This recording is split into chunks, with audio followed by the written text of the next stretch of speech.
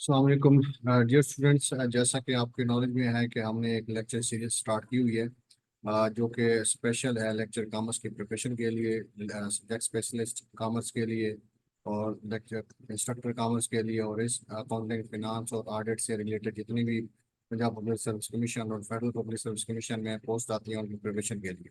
तो अगर आपने यूट्यूब से लर्न करना है तो आप इस चैनल को सब्सक्राइब कर लें और बेल आइकन को प्रेस कर लें ताकि ये वीडियोस आप तक पहुंच सकें। और दूसरा, अगर आपने सेशन ज्वाइन करना है तो आप कमेंट सेक्शन में कनेक्ट कर सकते हैं या थंबनेल पे गिवन फ़ोन नंबर पे कनेक्ट कर सकते हैं ताकि आप अपना सेशन ज्वाइन करके अपनी प्रॉपर प्रिपरेशन कर सकें। तो आज का हमारा टॉपिक है जो हम डिस्कस करना चाह रहे हैं वो reporting of the statement of cash flows. तो इसके जो मेन थीम्स हम डिस्कस करेंगे वो है हमारे पास कि basics of cash flow reporting, mean purpose of cash flow, क्यों हम क्यों बनाते हैं, क्यों रिपोर्ट करते हैं, इसकी इंपॉर्टेंस क्या है, मेजरमेंट क्या है, क्लासिफिकेशन कैसे की जाती है, नॉन कैश एक्टिविटीज कौन सी होती हैं, फॉर्मेट और प्रिपरेशन क्या होगा इसका। बेसिकली जो आपकी फाइनेंशियल स्टेटमेंट की रिपोर्टिंग है वो उसका स्टेटमेंट है, वो तो उसके थ्री पार्ट्स होते हैं: cash flow from operating activities, cash flow from investing activities और cash flow from financing activities. तो हम इनको one by one further discuss करते हैं। और इसके जो मेथड्स हैं कैश फ्लो प्रिपरेशन के, एक डायरेक्ट मेथड है और इनडायरेक्ट मेथड है, वो भी हम इस लेक्चर में डिस्कस करेंगे। तो बेसिक्स जो आपके पास पर्पस है कंपनीज के, एक तो कंपनी जानना चाहती है कि how does a company obtain it's cash, के कैश के कंपनी के रिसोर्सेज कौन कौन से हैं, कहाँ से कंपनी के पास इनफ्लो आया, दूसरा कहाँ पे कंपनी का आउटफ्लो रहा। तो वो एनालिसिस के लिए भी यूज होते हैं कि कहीं पे कोई ऐसा तो नहीं है कि आउटफ्लो ज़्यादा हो रहा हो। और तीसरा, कंपनी जानना चाहती है कि ओवरऑल ड्यूरिंग द जो अकाउंटिंग पीरियड है कंपनी के अंदर कैश के अंदर कितनी चेंजेस आई, कैश इंक्रीज हुआ या कैश डिक्रीज हुआ, इनफ्लो ज़्यादा रहा या आउटफ्लो ज़्यादा।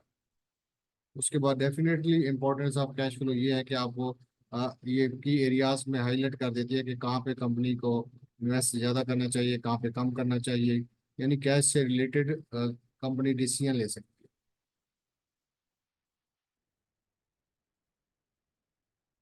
उसके बाद है जी क्लासिफिकेशन ऑफ कैश फ्लो। तो बेसिकली कैश फ्लो को हम थ्री पार्ट्स में मतलब डिवाइड किया गया है, क्लासिफाई किया गया है। तो उसमें से वन है operating activities. Operating activities mean वो तमाम ट्रांजैक्शन जो इनकम स्टेटमेंट से और बिजनेस ऑपरेशन के साथ रिलेटेड है, तो उनको ऑपरेटिंग एक्टिविटीज कहा जाता है। Include those transaction events that determine net income, तो उनको ऑपरेटिंग एक्टिविटीज कहा जाता है। तो ये आप अपने पास इसकी पिक्चर भी ले सकते हैं या वन बाई वन नोट कर सकते हैं। जो ऑपरेटिंग एक्टिविटीज के जरिए इनफ्लोज आएगा, कैश इनफ्लो, तो from customer for cash cell भी आ सकता है, from collection of credit sale भी आ सकता है, फ्रॉम लॉ सूट सेटलमेंट भी आ सकता है, फ्रॉम बॉरोवर्स फॉर इंटरेस्ट भी आ सकता है, फ्रॉम कैश डिविडेंड रिसीव्ड भी आ सकता है ऑपरेटिंग एक्टिविटीज में। ये ऑपरेटिंग एक्टिविटीज के कैश इनफ्लोज के आइटम है। और कैश आउटफ्लो में टू सैलरीज एंड वेजेस भी हो सकती हैं, टू लेंडर्स फॉर इंटरेस्ट भी हो सकता है, टू चैरिटीज भी हो सकती हैं, to government for taxes and fines भी हो सकता है, to suppliers for goods and services भी हो सकती हैं। तो हमने इन एक्टिविटीज की इनफ्लो और आउटफ्लो में मेंशन करके फिर इसका नेट इफेक्ट लेना है कि operating cash flow from operating activities में क्या रिजल्ट रहा, इनफ्लो ज्यादा था या आउटफ्लो। उसके बाद हमारे पास दूसरी जो एक्टिविटी है वो बेसिकली इन्वेस्टिंग एक्टिविटीज है। और ये जनरली कंसर्न होती है उन ट्रांजेक्शन और इवेंट्स के साथ जो आपके लॉन्ग टर्म एसेट्स को अफेक्ट करते हैं, जिनके अंदर purchase and sales of long term assets होते हैं। तो इसलिए इसका नाम क्या रखा गया है, इन्वेस्टिंग एक्टिविटीज। तो इसके फर्दर जो इनफ्लोज हैं, अगर आप कोई इन्वेस्टमेंट सिक्योरिटीज सेल आउट करते हैं, बॉन्ड या स्टॉक सेल आउट करते हैं या कोई बिल्डिंग सेल आउट करते हैं, तो उस सूरत में आपके पास कैश रिसीव होगा। From selling discounts on notes, वो भी आप सेल आउट कर सकते हैं। इसी तरह from collection principal on loans, जो आपने लोन दिए हुए हैं वो कलेक्ट करते हैं। From selling long term productive assets, तो ये वो सोर्सेज हैं जो इन्वेस्टिंग एक्टिविटीज से कैश इनफ्लो जनरेट करती हैं। और इसी तरह अगर आप to make loan to other, company loan देती है तो purchase long term productive asset purchase करती है, या to purchase investment in securities, तो ये इन्वेस्टिंग के आउटफ्लो हो सकती है। और इसी तरह हमने इनकी इनफ्लो और आउटफ्लो का नेट रिजल्ट नोट कर लेना है। तीसरा सेक्शन हमारे पास है फिनेंसिंग एक्टिविटीज का, जिसका मेजर कंसर्न होता है लॉन्ग टर्म लायबिलिटीज और इक्विटी के साथ। तो इसके भी इनफ्लोज और आउटफ्लो यहाँ पे मेंशन किए गए हैं, ये भी आप लोग नोट कर सकते हैं। मैक्सिमम यही होते हैं, इनके अलावा कोई एक आधा कहीं आ गया तो आप उनको नोट आउट कर सकते हैं। तो इसीलिए फ्रॉम कंट्रीब्यूशन बाय ओनर्स, अगर ओनर्स कैपिटल कंट्रीब्यूट करते हैं तो ये क्या है, फिनेंसिंग एक्टिविटी का इनफ्लो होगा। अगर कंपनी नोट या बॉन्ड इशू करती है तो उसके बदले में जो कैश रिसीव होगा, इनफ्लो होगा, वो भी फिनेंसिंग एक्टिविटी में आएगा। From issuing its own equity stock, common stock issue करती है तो भी फिनेंसिंग एक्टिविटी के इनफ्लो में आएगा। या कंपनी शॉर्ट टर्म या लॉन्ग टर्म डेट इशू करती है तो उस सूरत में भी ये कंपनी का क्या होगा, इनफ्लो होगा फिनेंसिंग एक्टिविटीज के अंदर। इसके आउटफ्लो की बात करते हैं तो उसमें अगर कंपनी अपने लोन रीपे करती है, अगर कंपनी ओनर्स इसमें से कुछ विदड्रॉ करते हैं जो ड्रैंक्स कहलाते हैं, तो कंपनी टू पे डिविडेंड, तो शेयर होल्डर को डिविडेंड पे करती है, या टू परचेज टी स्टॉक। तो ये सारे आपके पास कैश आउटफ्लो है फिनेंसिंग एक्टिविटीज के। तो फिर इनके तीनों के नेट इफेक्ट लेके फिर हम एंड पे देखते हैं कि कंपनी के ओवरऑल क्या चेंजेस आए। अगर पॉजिटिव रिजल्ट्स आ रहे हैं तो कैश इंक्रीज हुआ है, अगर नेगेटिव रिजल्ट्स आ रहे हैं तो कैश डिक्रीज हुआ है। यानी उस सूरत में आपका आउटफ्लो ज्यादा रहा है और इनफ्लो कम था। लेकिन अगर पॉजिटिव आ रहा है तो इनफ्लो ज्यादा था ड्यूरिंग द अकाउंटिंग पीरियड और आउटफ्लो कम था। तो ये आपके पास प्रॉपर फॉर्मेट है कैश फ्लो का, कि आपने cash flow from operating activities, फिर उसके इनफ्लोज और आउटफ्लोज, और उसका नेट इफेक्ट। इसी तरह तीसरे का भी और चौथे का भी। यहाँ पे आपके पास ये थ्री थ्री हेड आ जाएंगे। फिर इनके बाद आपने नेट इंक्रीज या डिक्रीज इन कैश, जो इनका तीनों का रिजल्ट आएगा वो मेंशन करना है। प्लस जो आपके पास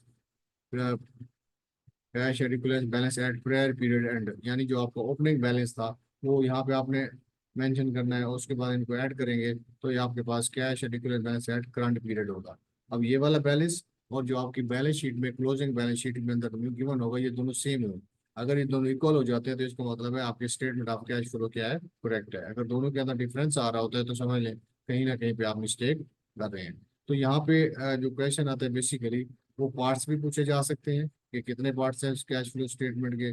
दूसरा, वो कोई ट्रांजैक्शन दे देंगे, वो बताएंगे कि ये कौन सी एक्टिविटी से रिलेटेड है, ऑपरेटिंग से है, फिनेंसिंग से है, या इन्वेस्टिंग से है। तो आपने आइडेंटिफाई करना होता है। उसके बाद हमारे पास अब रह गए दो मेथड्स। एक है कैश फ्लो बनाने का डायरेक्ट मेथड, और दूसरा है इनडायरेक्ट मेथड। जो आपकी इन्वेस्टिंग एक्टिविटीज है और फिनेंसिंग एक्टिविटीज है, ये दो सेक्शन, और ये कैश प्रूव वाला सेक्शन, ये दोनों मेथड में सेम रहते हैं। चाहे वो डायरेक्ट मेथड हो चाहे इनडायरेक्ट मेथड हो, इनमें कोई चेंजेस नहीं आती। ना फॉर्मेट में चेंजेस आती है ना आइटम में चेंज आती है। सिर्फ डायरेक्ट मेथड और इनडायरेक्ट मेथड का जो डिफरेंस आता है वो कैश फ्रॉम ऑपरेटिंग सेक्शन में आता है, ऑपरेटिंग एक्टिविटीज में। अगर हम डायरेक्ट मेथड यूज करते हैं तो यहाँ पे हम सिर्फ कैश रिसीव और कैश पेड, जो हमने डायरेक्टली पे किया होगा या रिसीव किया होगा, जस्ट वही मेंशन करेंगे।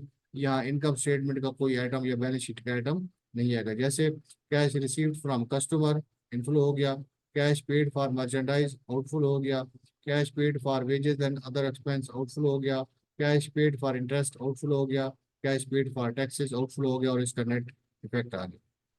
इसी तरह जब हम आगे हम दोबारा देख लेते हैं इंडायरेक्ट मेथड को, ताकि ये दोनों आपके पास कंसेप्ट क्लियर हो जाए।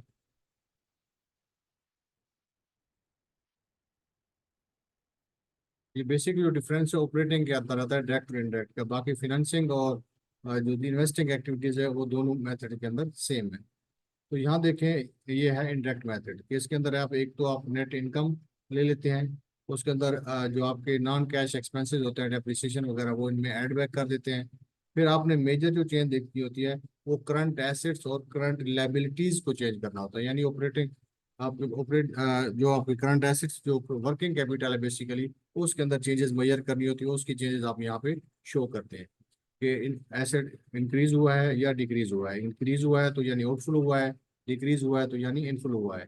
इसी तरह आपके पास जो लाइबिलिटीज हैं, अगर वो इंक्रीज हुई है तो इनफ्लो हुआ है, अगर डिक्रीज हुई है तो वो आउटफ्लो हुआ है, और उनका नेट इफेक्ट लेके इसमें एड अप कर लिया जाता है। तो बेसिक डिफरेंस ये हुआ कि डायरेक्ट मेथड में हम जो एक्चुअल कंपनी जहाँ से कैश रिसीव कर रही है, जहाँ से कैश पे कर रही है, वो लेते हैं। जबकि इनडायरेक्ट मेथड में हम अपने करंट एसेट्स और करंट लाइबिलिटीज के अंदर जो चेंजेस आ रही होती है वो उन चेंजेस को मेजर करते हैं, और उसके बाद अपने कैश फ्लो स्टेटमेंट को प्रिपेयर करते हैं। और इसके अंदर एक समरी दी हुई है कि चेंजेस के अंदर कि कहाँ से इंक्रीज होगा कहाँ से डिक्रीज होगा, तो वहाँ भी आप उसको नोट कर सकते हैं। ये समरी दी हुई है एडजस्टमेंट की, इनडायरेक्ट मेथड की, कि ये आपके पास नेट इनकम होगी अगर आप मेथड यूज कर रहे हैं इनडायरेक्ट मेथड का। तो decrease in non cash current assets होगा तो ये ऐड हो जाएगा, अगर नॉन कैश एसेट में इंक्रीज आ रहा है तो माइनस करेंगे, यानी ये आपकी इनफ्लो होगी, ये आपकी आउटफ्लो होगी। इसी तरह इंक्रीज इन करंट लायबिलिटीज तो ये ऐड हो जाएगी, डिक्रीज इन करंट लायबिलिटी तो ये माइनस हो जाएगी। तो इसी तरह ये adjustment, depreciation, depletion, amortisation and non cash expense तो ये भी नेट इनकम ऐड हो जाएंगे। Loss from disposal of long term assets, हाँ एक बात यही ध्यान में रखें, चाहे वो इन्वेस्टिंग से एक्टिविटी हो या फिनेंसिंग से एक्टिविटी हो, उन दोनों में कहीं भी बाइंग एंड सेलिंग करते वक्त आपको कोई प्रॉफिट गेन हासिल होता है या आपको कोई लॉस होता है, तो वो गेन एंड लॉस इन्वेस्टिंग और फिनेंसिंग सेक्शन में कभी भी नहीं लिखे जाएंगे। वो गेन और लॉस हमेशा ऑपरेटिंग एक्टिविटीज में ही आएंगे, यहाँ पे रिपोर्ट करेंगे, उनके मुतलका सेक्शन में रिपोर्ट नहीं करेंगे। तो loss from disposal of long term assets तो ये ऐड हो जाएगा, अगर रिटायरमेंट डेट है तो, अगर गेन आता है तो वो माइनस हो जाएगा। तो ये बेसिक आपके पास समरी दी हुई है, इसको आप अपने पास नोट कर लें, रिकॉर्ड कर लें, ताकि रूल्स आपके पास ये याद रहे। This is all about cash flow statement. अगर आपको कोई क्वेश्चन है तो आप कमेंट सेक्शन में पूछ सकते हैं। फर्दर वीडियोस के लिए आप चैनल को सब्सक्राइब कर लें, बेल आइकन प्रेस करना ना भूलें। इंशाल्लाह नेक्स्ट वीडियो के साथ मिलते हैं। अस्सलाम वालेकुम, पाकिस्तान जिंदाबाद।